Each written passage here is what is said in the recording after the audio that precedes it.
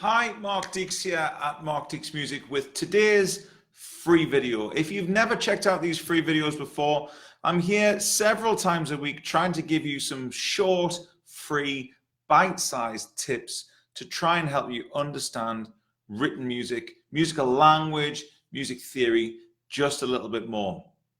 If you'd like to understand a little bit more about music theory than these free tip videos, then I've got a process, a theory, a method called Read the Dots, and it's on markdeeksmusic.com/read the dots.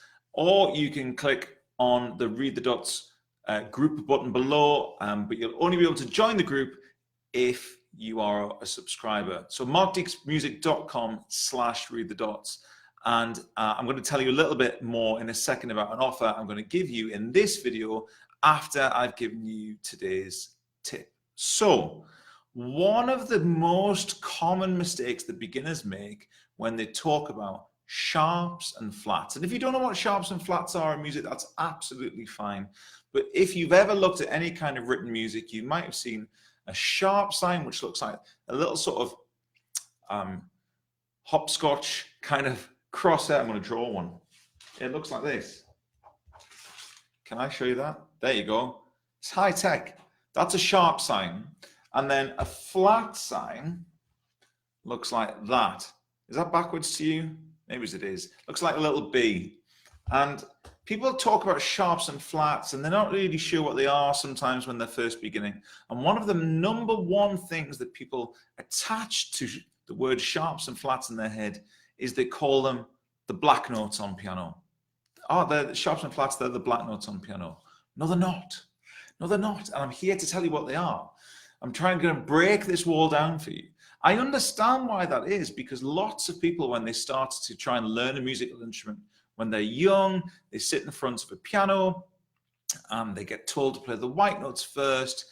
And then lots of piano teachers, they shouldn't, and perhaps they do it by mistake, it's a slip of the tongue. They refer to, oh, well, the black notes, the sharps and flats, we'll worry about them another day kind of thing. I'm sure that's the beginning of the problem, and people start latching onto this idea.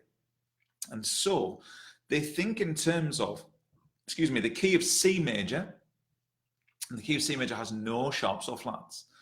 And because that is all the white notes on the keys, people then start assuming that anything that involves sharps or flats must involve the black notes. And it doesn't. It really doesn't. A lot of them do, but it's not the law. That's not the exact science. It's not an equation. Sharps and flats do not equal black notes on piano. All the word sharp means in music is we're going to make the note that we did have one note higher, or to use the proper term, a semitone higher. And if we're going to make a note a flat, we're going to make it one semitone lower, a note lower. And that's all it means. Sharp means to go up one note, and flat means to go down one note. And we quite often tell small children to think of it like this. Peak of the mountain is sharp, that's the top. You go up to the pointy, sharp mountain. And if you're going down, you get to the flat ground. That's how we tell kids to remember. And you might like to remember it that way too. But however you remember it, sharp just means to go up, flat means to go down, not black notes. So for example, if you want proof that what I'm talking about is not nonsense, then I want you to walk over to the next keyboard you can find. Maybe you can find a virtual one on an app, and find a B on the piano, and then ask yourself where B sharp is. And you should find that there's no black note between B and C. So therefore, if I want a B sharp, that which means I'm going to sharpen the B, I'm going to go one note higher than the B, then I'm going to land on the note that is a C. B sharp and C are the same note. We just call them different things depending on the context that we're talking about that note. And that's more complex. We can wait for that for another day. Today, we're just learning that we can, if we sharpen a note, it just means to go one higher. And so a B sharp is a C. Likewise, if you can find an F on a piano, and you say you want to have an F flat, you're going to go one lower than an F. Look at the piano. There's no black note between E and F. So an F flat is the same note as an E, because that's one note lower than F.